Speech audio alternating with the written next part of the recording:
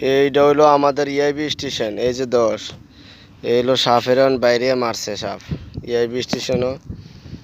এটা হলো কোবরা সাপ, কোবরা।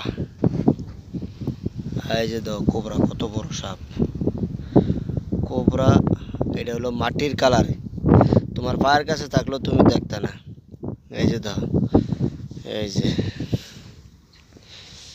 কোবরা, গাঢ় গাঢ় এসো গাঢ়, বিশাল বড় রে ভাই, অনেক বড়।